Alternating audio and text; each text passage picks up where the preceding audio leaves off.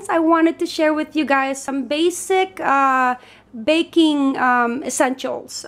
This could be a part one of a part two. I don't know if I would want to put everything into this video. Maybe I'll break it in two. So the first one that I wanted to cover, go ahead and go into the details, is cookbooks. There's so many cookbooks out there. There's Pinterest, there's YouTube, there's Google. So many great recipes that we don't necessarily have to have cookbooks. But I have been collecting baking cookbooks in my early adulthood. So I have a lot. And Martha Stewart just happens to be one of my favorite baking gurus, and so I have all of her cookbook and anything that she does. So I have her Martha Stewart baking handbook. I have this baking cookbook that's very popular, and then America's Test Kitchen. I have this cookbook from Susan Spungen. She is one of Martha Stewart's chefs in her show when she used to have the Martha Stewart show. So this is just a sample of the cookbook I have. But whatever recipe that you have of wherever you got it, maybe have passed down from generation to generation, or a favorite of yours that you found on the internet, the best thing to do with that is just follow it step by step. Okay, next are ingredients. The best cookies turns out with the best ingredients, and it doesn't have to be like those ingredients that you purchase online that's coming from across the world kind of thing. It's just the best ingredients that what you can buy. So we have over here sugar. The basic ingredients for a cookie or a cupcake always calls for either brown sugar, white sugar, or powdered sugar. So just make sure that whatever you have as far as ingredients, they're always fresh. Baking soda. Every time I have a new recipe, and if it's a baking soda that I have opened up and I don't even know if it's been 2 weeks or a month, I always just get another one. Baking sodas, you guys can buy this for like 99 cents or $1 at the grocery store. So I'm better off always just purchasing a new one, so I know that it's fresh. And here are the sugars. Flours, there's a different type of flours. There's unbleached all-purpose, there's self-rising, there's regular all-purpose. They do vary as far as how they work into your recipe. So just make sure that you test it out, or you follow the recipe of what works best for that particular recipe. And then we have, of course, basic ingredients for cookies and baking and such is baking powder. Again, very essential for baking powder to be fresh. And here I have meringue powder. Meringue powder is used for a substitution to your baking recipes for egg whites. So you can use these rather than putting in the egg whites. And cocoa powder. This is one of my favorite cocoa powder that I can just purchase from a local grocery store. I get this from Trader Joe's. Cocoa powder from unsweetened from Trader Joe's. I find it very nice texture, nice taste when I add it on to my recipes. And butter. Okay, butter, as far as using it for your baking of cookies and cupcakes and cakes and all that stuff, they always say, not always, but most of the recipes call for room temperature butter. Room temperature butter is basically butter that you can just press your finger onto, and then it gives it that little pressure, that little indentation. Then you know that it's room temperature.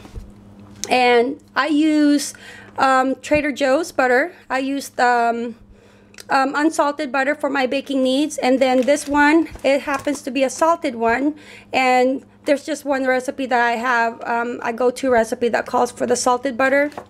I have that one. And then chocolate chips, chocolates and chocolate chips. The chocolate chips, I tend to go for Trader Joe's because I shop there a lot, but Ghirardelli chocolates are also very delicious. I tend to go to that as well. They are very good quality. So are these chocolate chips from Trader Joe's.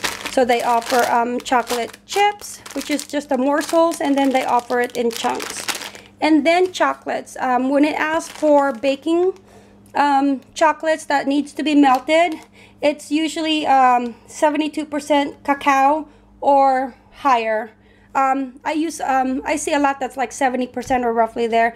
I'm gonna try this out for the first time. I'm actually making a cupcake after this video, and I got this at Trader Joe's. They offer with almonds, they offer milk chocolate, they offer bittersweet chocolate. So figured I'd give this a try, and it's imported from Belgium. And then eggs. Always use the best eggs that you can get. I have some brown eggs here, and again, like I said, with baking for cookies and cupcakes, they often call for room temperature eggs. So this has been laying out for a good hour or so before I started doing this video. So this will be perfect for my cupcakes. Now I want to talk about some of the simple or simple baking equipment. Smaller equipment compared to like the Cuisinart and the KitchenAid and stuff like that. Now as far as mixing all the ingredients, you would need a nice large baking bowl. I have different types of bowls as well, but my go-to bowl as far as baking is these stainless steel ones, and these I bought for like 3 for a pack for like $9 years and years ago. I think I've had this for about 12 years. And they're nice because they're very lightweight, and you can hold hot ingredients in here, cold ingredients. I can pop them, you know, the smaller ones, I can pop them into the refrigerator if the baking stuff I have in here requires to be refrigerated. It's easy for me to just put it in there, not necessarily have to transfer to a different bowl. This one right here, I'm showing you guys, it's nice, and it's a wide mouth, so it's nice and open, especially concerning mixing the flours. You know, this, it gets all over the counter, but when it's something big like this, it keeps it in there, and then I'm able to work it with a spatula and such. Another nice thing to have is a sifter. I happen to have this type of sifter. Sometimes, you know, it's a bit too big for me, so there's those sifters that are like this kind of size or a little bit bigger than this, and then it has a handle, and then the sifter part is at the bottom. That's nice to have too. I used to have one of those, and I just don't know where it happened. I think a friend of mine borrowed it. But those are very handy because then you're able to just sift it with your hand like this, and then it stays confined into a small area compared to this of how it's all open. Another essential tool to have in your kitchen for your baking needs are measuring cups. These are dry measuring cups. These are nice, separated. I don't like the ones that are attached together. If I buy it attached together, I always separate it because it's just easier to work with that way. Like I said, these are for dry. It's nice to measure your sugar in here, and then get like a spatula or a butter knife, and then basically go like this to the top, then you know that it's leveled. So then the next measuring utensil or measuring equipment are these little measuring spoons, and I have a couple of them. This is my favorite. It's my favorite because it's nice. It's nice, heavy duty. It's nice to keep them together so that you don't lose them. Unlike these, I like to separate them. These I like to keep them intact so that I don't lose them when I'm doing the dishes in the dishwasher, or the kids are putting away the dishes. And then let me move on to spatulas. So now spatulas, there are a couple different sizes, different colors, different shapes, and all that stuff. They all work the same, but it's nice to find a spatula. This is a Cuisinart spatula. I actually got this from my food processor. It came along with a food processor, and this is so nice because it is heavy duty. You can actually, if you really press on it, you could probably cut yourself in this.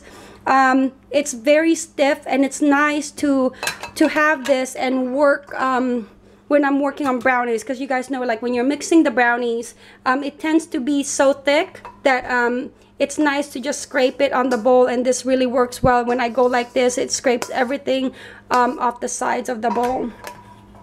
And these are nice spatulas, nice soft rubber spatulas. This is heat resistant. Always look for a heat resistant spatula. And then I have, for my baking, I have a cookie scooper. Cookie scoop. I use this mainly for cookies. It's a smaller size scoop. I don't know if the scoops are universal, but it seems like this scoop is smaller than my regular ice cream scoop. But this, especially making cookies, this comes out with your cookies equally in size, so that when you're baking them, they're all baking at the same time. And also what they're good for is, hold on one second. Also what they're good for is when you put them into like making cupcakes, with like what I'm about to do, is I use a cookie scoop, and then I'm able to put in a right amount in here, and they're all equally in the amount. So then for this one, I always put 2 scoops of batter into my cupcake. Another item that I forgot to show you guys is a whisk. This is a handy tool to use for quick mixes of egg whites or eggs, or just getting the liquid ingredients incorporated together. It's easy to just swirl it around as such. I hope you guys enjoyed this video. As always, thank you guys for visiting A Simply Simple Life. Mahalo.